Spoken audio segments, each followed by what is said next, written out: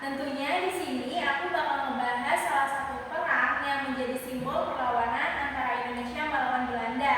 Nah, di sini aku bersama teman-teman aku yang bakal menambah wawasan kalian juga nih guys. Yuk kenalan dulu sama mereka. Halo semuanya, perkenalkan nama aku Afrita Alisinaga.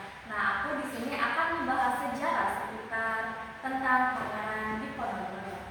Nah, di sini aku Farah Merah Putih akan ngejelasin seputar tentang perang Padri yang ada di Minangkabau.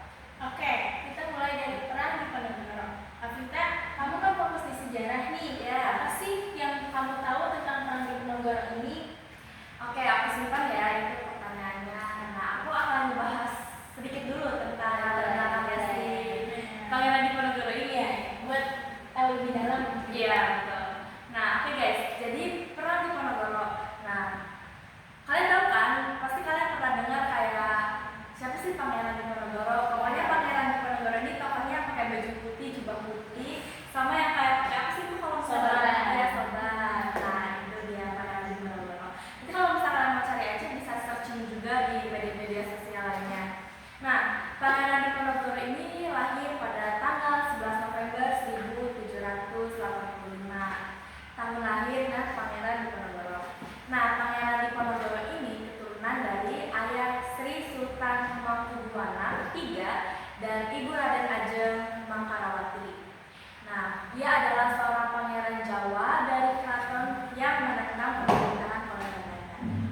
Oke, kita langsung masuk aja ke sejarahnya ya. Oke. Ya, Ini ya. Pangeran Diponegoro terjadi pada tahun 1825 sehingga sampai 1830. Berarti sekitar berapa tahun tuh? 5 tahun. Iya, dari 15 sampai 25. saya sampai 30. Iya, lumayan cukup lama ya. 5 tahun itu lumayan lama ya. Lumayan peperangan mulanya udah.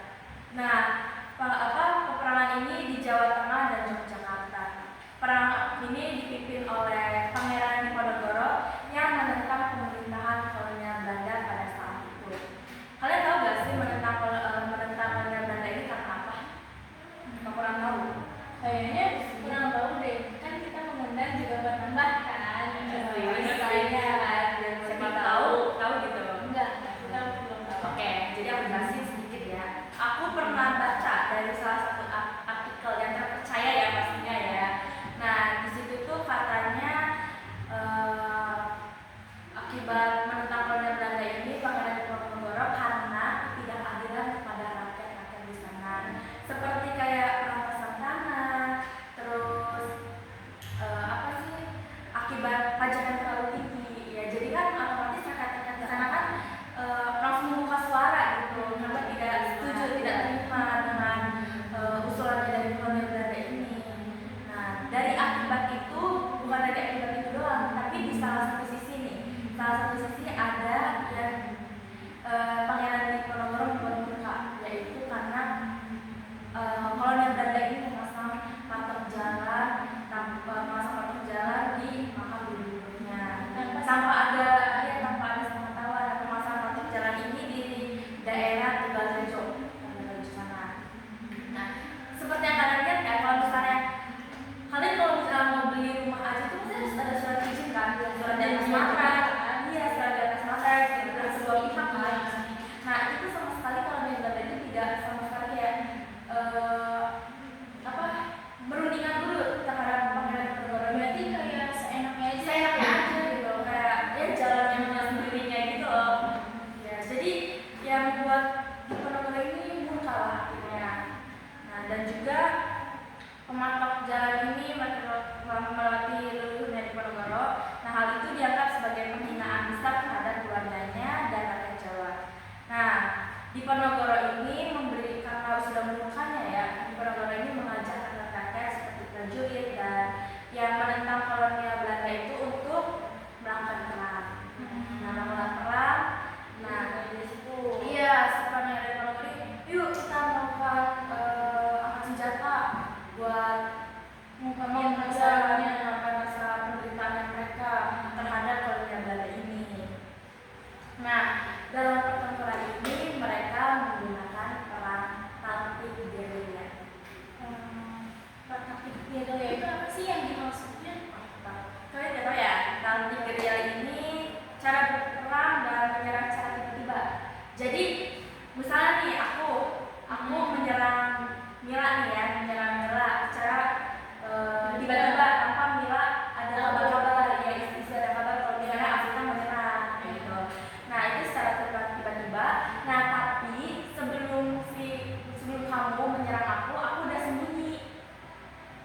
kayak aku tuh menyerang tiba-tiba dan lalu mundur kayak langsung sembunyi ke tempat kayak seperti hutan, gunung gitu. Jadi tersembunyi. Dari jejaknya. Iya, ada jejaknya. Iya.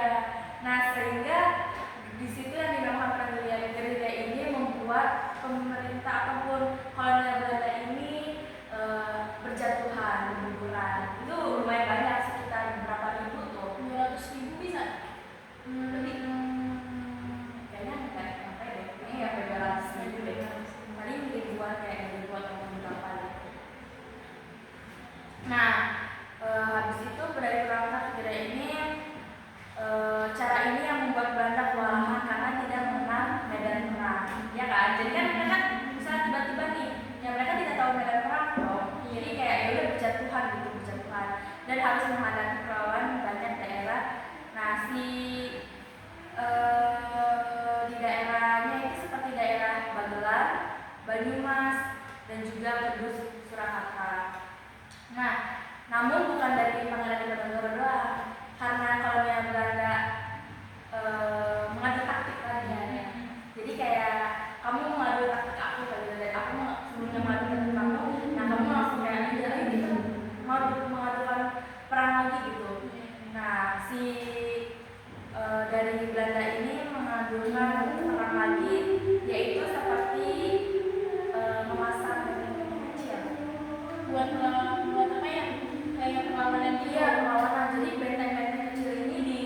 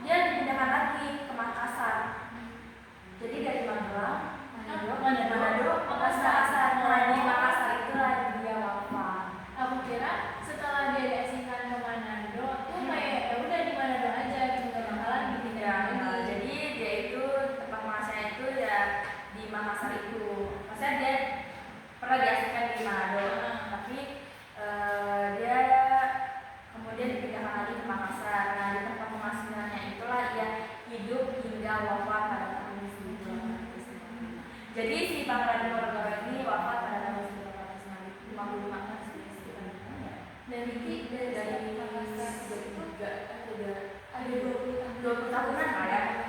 Iya. Cukup lama dan sangat lama mungkin ya. Lama banget mungkin. Jadi kayak ya padahal si Pangeran Diponegoro ini mau kayak membela rakyatnya gitu buat pasti ada rasa apa ya, rasa bersalah gitu. Jadinya dia kayak diasingkan oleh Belanda, dia tidak bisa membantu para rakyatnya sehingga dia wafat di masa 1895. Tapi perjuangannya kayak cukup membuat kita apa ya, terharu gitu ya, ada rasa pengkhianatan, kesedihan, terus banyak korban juga gitu deh. Di antara kedua pihak kan. Nah, si Pangeran Diponegoro ini orang itu sangat religius tuh. Dia sangat kayak budayanya di keraton Jakarta dia sangat kuat banget gitu. Dan juga dia keagamaannya. Terus dia nih ya, dia kan keturunan bangsawan. Kalian tahu lah kalau keturunan bangsawan itu kayak gimana. Tapi dia itu mau hidup seperti orang biasa. Dia merakyat gitu. Tapi dia nggak meninggikan dia derajatnya dia itu kayak mau berbaur dengan masyarakatnya. Nah, ya kalau aku bilang sih si Pangeran Diponegoro ini cukup simbol itu kayak berani terus pekat terhadap sekitarnya. Rasa tanggung jawabnya juga cukup. Iya, betul. Terus kalau misalnya ini kan dari Perang Diponegoro nih, kalau misalnya dari sisi Perang Padri gimana sih Kak? Perang Padri ini terjadi dari tahun 1803 sampai 1838. Jadi cukup lama tuh ya, 35 tahun gitu. Untuk perang tuh kayak capek banget ya sih pasti di masa-masa itu kayak 25 tahun gitu. Apalagi masa-masanya pas lagi ini ya. Iya, benar banget. Nah, Perang Padri ini bukan sekedar kayak sebuah peperangan doang, tapi sebuah epic tragis yang merobek jantung di Minangkabau. Jadi itu banyak juga kayak perang ini. Jadi banyak di Perang Padri ini kaum-kaum yang berjatuhan itu Sama kayak Perang Diponegoro. Awalnya sih dari apa sih, gelora reformasi agama yang luhur, lalu jadi kayak agama yang ini sama agama yang ini tuh nggak bersatu, nggak bersatu gitu ya. Jadi tuh kayak perang antar saudara gitu. Jadi pas maksudnya tuh kayak di dalam suatu desa mungkin gitu, di situ ada beberapa agama mungkin ya, tapi di situ tuh kayak saling perang gitu, nggak aku sama lain. Nah, terus kisah ini dibukukan pada awal abad ke-19, di mana gejolak muncul di tengah masyarakat Minangkabau yang berpegang teguh pada filsafat kayak adat basani syarat basani kitabullah gitu. Adat berdasarkan syariat, jadi mereka tuh kayak taat banget sama agama di sana tuh. Ya, namun beberapa praktik adat seperti sembelih ayam, judi, dan penggunaan hukum waris yang tidak menurut Islam dianggap melenceng. Pasti dong kayak dalam Islam gitu kan, itu haram buat dosa yang lagi gitu kan. Nah, di situ tuh kayak muncul peperangan. Di situ tuh banyak banget kendala. Yang pertama itu kendalanya ada masuknya serigala kolonial pada tahun 1821 sampai 1830. Kaum adat itu membuat keputusan yang sangat fatal gitu. Mereka meminta bantuan Belanda pada tahun 1821. Lagi-lagi Belanda kan. Seharusnya ini permintaannya bagaikan undangan emas nih bagi kompeni. Belanda dengan ambisi menguasai jalur emas dan kopi di pedalaman Sumatera Barat ya. Jadi mereka tuh mau ngambil rempah-rempah kopi dan apa sih tadi yang itu karena banyak emas ya. Mereka memihak kaum adat nih. Belandanya itu membuat benteng pertahanan seperti Fort Van der Ellen dan Fort de Kock gitu. Untuk mereka kayak dia apa yang mati banget perang Diponegoro. Jadi Belanda itu menyatakan diri sebagai pelindung, padahal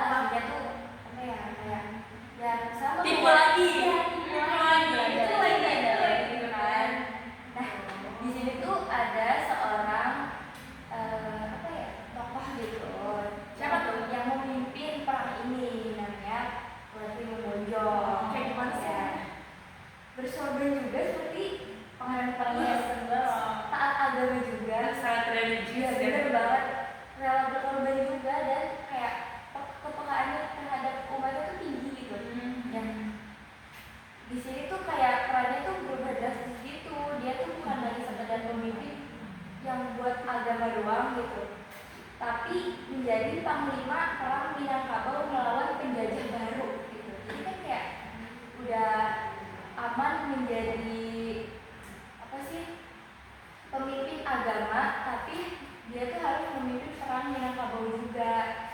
Minangkabau itu di antara Sumatera Barat ya.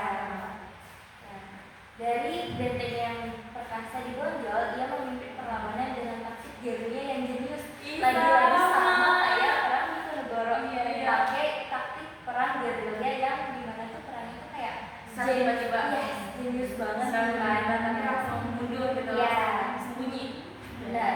Nah, pasukan Belanda yang bersenjata modern itu berkali-kali dipukul mundur nih sama kaumnya Tuan Kui Membonjol gitu kan. Nah, namun medan perang di Jawa mengambil saat perang di Diponegoro meletus pada tahun 1825. Jadi kayak di masa-masa perang yang Diponegoro itu lagi memuncak, jadi tuh banyak kaum tadi yang dipanggil ke Jawa untuk ini juga, untuk mengikuti perang itu juga gitu. Ya, Secara bersama-sama. ya aku baca sih gitu ya. Ya. Terus ini apa sih namanya, setelah perang-perang tersebut seperti yang Afrika jelaskan tadi, mereka tuh kan menggunakan perjanjian apa sih damai, ya perjanjian damai yang sudah Afrika jelaskan itu tuh hanya diperhatikan Semata saja. ya, Biar mereka tuh percaya ya bahwa benar banget. Tapi bagi Belanda tuh kayak kesempatan emas buat mereka tuh berlindung gitu ya, buat ya mereka tuh kayak nyiapin senjata segala macam, nyiapin diri, nyiapin kekuatan gitu selama beberapa tahun itu. Jadi kayak setelah perjanjian damai baru kan meletus gitu kan, jadi kayak perang lagi mungkin gitu. tapi kayaknya perangnya mungkin yang paling besar gitu ya. Benar banget. India. Nah, selanjutnya kan pada tahun 1830 itu perang Diponegoro selesai kan? Ya, Selesai. Nah, Belanda tuh kembali ke Sumatera Barat ya. Iya. Jadi pindah lagi ke Kaum Padri ini. Iya, Berarti menuntaskan ambisi mereka. Berarti ke si- Kaum Padri gitu. Nah, berarti kalau yang Belanda itu emang pengen benar-benar menjajah Indonesia dari seluruh daerah gitu ya. Iya, benar banget. Rasa ketidakpuasannya iya, karena dari Jawa ini sudah gugur kayak nomor, jadi pindah. Yang mana si Tuan Imam Bonjol udah diasingkan lagi ya, kalau nggak salah juga waktu. Dan gara-gara mereka juga kan Cukup nyaris ya, cukup nyaris banget. Nah, karena Belanda itu balik lagi ke Minangkabau gitu kan, jadi kaum adat ini kayak sadar kalau Belanda itu bukan penolong bagi mereka, ya melainkan penjajah yang hanya mengincar tanah dan kekuasaan itu. Pokoknya ya tahu lah Kayak ya merampas. gimana gitu jadi kan. akhirnya si apa ya bangsa yang daerah sana tuh sadar bahwa Ya, ada benar Belanda banget. ini Iya. Nah, Berarti Belanda ini tuh cuma hanya menghasilkan dirinya sendiri dan tidak ada doang tanpa melihat dari pihak satu sama lainnya ya dari keadaan. nah dari situ tuh kayak kebencian pasti muncul dong di kaum adat ini gitu kan. Mereka di bawah kepemimpinan Tuan Kui Membonjol, dua kubu yang pernah berperang saudara ini bersumpah menjadi saudara. Jadi yang bersatu gitu. Iya, bersatu buat melawan Si Belanda. Belanda ini. Ya, Tapi benar. tadinya pecah dari agama ini ya. Ya, Tapi ada cukup bagus sih kayak gitu. Jadi kayak punya rasa kebersamaan. iya, karena dari kolonial satu gitu kan. kolonial Belanda ini karena udah menyerang mereka secara bersama-sama. Nah jadi kayak punya mereka tuh udah satu sama lain kayak udahlah itu di belakangin aja dulu Iya, ya, gimana kitanya biar penting kita sama iya kolonial Belanda ini biar menyerang kolonial Belanda ini. Iya, dan untungnya tuh mereka sadar kalau Kui Membonjol itu juga keren banget, kayak bisa mengajak mereka untuk satu hati lagi gitu. Yang tadinya berbeda-beda. Iya, keren banget. Jadi ada slogan dari yang tadi aku sebutin itu, ada slogan baru lagi nih, adat bersendi syarat. Maksudnya bersendi kitabullah. Artinya itu ini kan rekonsiliasi terbesar dalam sejarah di Minangkabau. Jadi kayak perang besar Minangkabau itu mungkin. Nah, Belanda itu murka, mereka melancarkan serangan bertubi-tubi ke jantung Minangkabau. Jadi kayak gimana ya? Pokoknya album baru itu karena namanya tuh udah nyata semua. Nah, Belanda tuh murka karena mereka tuh bisa satu. Jadinya nyerang lagi. Ya, nyerang lagi dan itu tuh peperangan terbesar di Minangkabau gitu katanya. Berarti terjadi beberapa kali ya. Iya, benar banget. Nah, mereka tuh Belanda tuh melancarkan serangan bertubi-tubi ke Benteng Bojo selama 2 tahun nih, dari 1835 sampai 1837 ya. 2 tahun ya. Bentengnya Bojo itu dikepung sama Belanda, dihantam meriam, terus Banyak yang berkurang apa sih? bener banget diserbu. Tapi dengan masa kepemimpinan Tuanku Imam Bonjol ini, dia tuh tetap kayak berdiri teguh Pasti untuk kaum bisa, kaumnya yang paling terdepan itu lah ya. Nah, setelah aku baca-baca itu kan, sayangnya kekuatan teknologi dan jumlah tak terhindarkan, jadi kayak kurangnya prajurit mungkin ya untuk menyerang kolonial Belanda itu juga kayak buat pada berguguran gitu.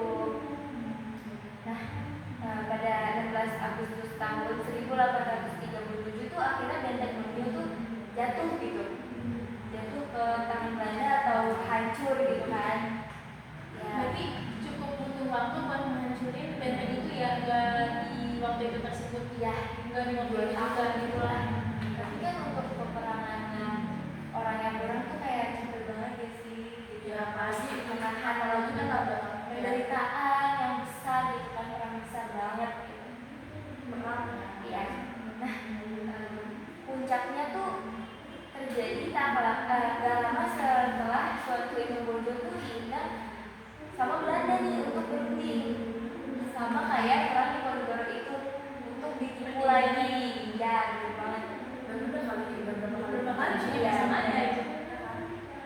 Nah, di situ tuh dia tuh ditangkap dan diasingkan juga Di mana? ke pertama tuh ke Cianjur, kedua Cianjur itu daerah Jawa Barat ya, Cianjur. Nah, yang kedua ini dia diasingkan ke Ambon. Pindahnya cukup jauh Jauh banget. Abis itu ke kota di Minahasa. Kayak iya, Minahasa tuh di Sumatera Utara ya. Pokoknya daerah Ya, Sumatera. di daerah Sumatera gitu. Berarti sama kayak ya Pangeran Ponorogo dan Tuan Guru Iya.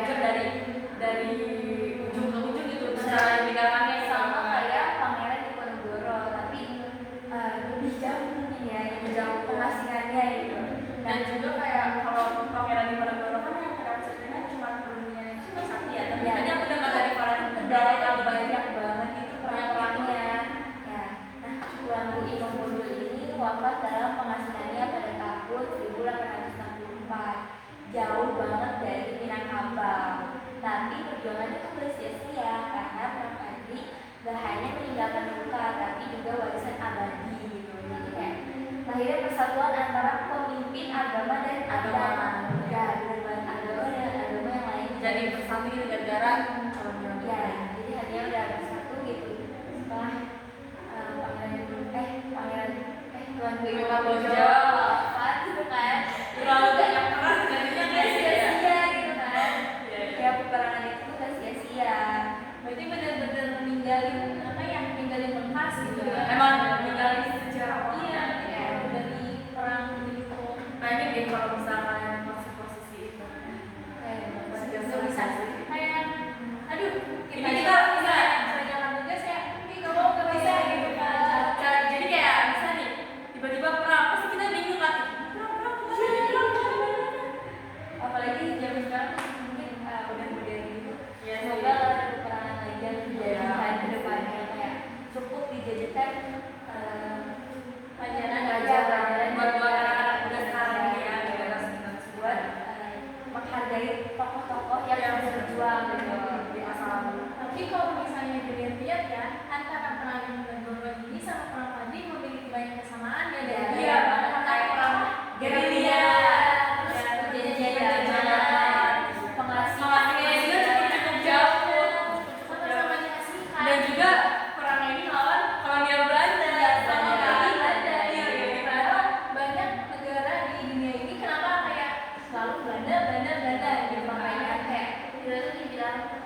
dalam sejarah kita tuh juga kita tuh dijajah Belanda sekitar 300 tahun. Iya sih, aku pernah dengar, soalnya aku juga waktu di SMP juga diajarin di 300. Kalau misalnya dua tokoh itu nih kayak Pangeran Diponegoro sama Perang Padri masih hidup di zaman sekarang, mereka pasti bakal ngelakuin apa sih kan soal apa ya, teknologi udah ada, dia udah canggih gitu. Mereka tuh pasti nyebarin perjuangannya lewat apa sih? Gitu kan? Mungkin apa karena modernnya ya, Digital, Ya, ya, kayak dakwah gitu gitu ya. ya. Apalagi kan mereka sifat tokoh-tokohnya itu kan sangat religius banget kan. Iya. Jadi ya mungkin dari situ apalagi kan misalnya modern kan. Jadi kita tuh nih aku aja baca isu-isu ini tuh dari artikel semua. Iya. Jadi kita tuh anak-anak muda sekarang tuh udah, kalian udah dikasih fasilitas, kalian udah dikasih HP untuk pembelajaran misalnya. Jadi gunain yang fasilitas itu dengan cara positif gitu. Jadi kita tuh kayak aku sama orang itu lihat gimana Aku juga sama. dari artikel ya artikelnya sama. Jadi kayak wah cukup ya, terima kasih banget ya buat pahlawan-pahlawan teman-teman yang waktu itu yang kayak udah lihat penderitaan yang gara-gara Belanda ini, sehingga kita tuh sudah merasa hidup enak gitu ya, aman, tentram gitu. Oke, nggak terasa ya beberapa menit kita Udah bincang juga sama dari Perang Diponegoro di Jawa sampai Perang Padri di Sumatera Barat, kita belajar bahwa perjuangan itu kan pernah sia-sia. Selalu membuahkan hasil yang sangat amat berharga untuk masa depan gitu. Mungkin perjuangan di hati di apa? Di perjuangan mungkin kalah di medan perang, Iya. tapi hati tapi menang di hati rakyat. sudah mana yang dari 1 poin plusnya itu tadi yang dari gara-gara agama dan Iya. budaya berbeda, jadi bisa bersatu gitu. Jadi kayak rakyat itu nggak sia-sia. Ya, jadi kayak gara-gara kalau dalam Belanda ini karena waktu itu dibilang dari keagamaan itu berbeda, tiba-tiba gara-gara ada penyerangan dari Belanda ini jadi bersatu. Tanpa langsung kayak, dah kita bersatu aja kayak gitu. Iya. Menggunakan secara bersama-sama untuk menyerang Belanda ini, kayak wah keren sih, ada membuahkan hasil. Jadi pelajaran buat generasi seterusnya yang supaya tetap di tanah air, Iya. gak lupa sama nilai moral, agama yang jadi perjuangan, jadi dasar perjuangan para pahlawan, gitu kan. Dan jangan lupa untuk menghargai para pahlawan guys, karena mereka tuh penderitaannya sudah sangat amat berat di zamannya itu gitu. Dan juga jangan lupakan sejarah. Iya benar. Kita tahu kok sekarang udah zamannya modern, tapi seru loh mengulik sejarah-sejarah Iya. yang benar, mengulik sejarah-sejarah yang di masa lampau gitu. Jadi kita tuh ada wawasan juga kan. Iya. Jadi kalau misalnya orang yang nanya, kamu tahu gak sih tentang Pangeran Diponegoro kayak gini? Kan jadi kita tuh udah tahu gitu, bisa jelasin ya, bisa jelasin gitu. Itu yang poin plusnya gitu loh. Kan orang-orang tuh beda-beda, bisa Iya. orang lebih ngertinya Iya. di lewat Kayak kita gini lah ya. kan. Iya. Oke, buat pendengar semua, semoga kisah hari ini bisa bikin makin bangga sama sejarah bangsa Indonesia. Terima kasih buat Farah sama Alfifta yang udah nambah wawasan buat kalian dan buat aku juga nih. Terus sampai jumpa di episode berikutnya di podcast Lintas Lintasan Narasi Sejarah. Terima kasih semuanya dan jangan lupa like, subscribe, dan komen video ini. Nanti kita bakalan kembali lagi di episode selanjutnya yang mungkin nambah wawasan lagi buat kalian.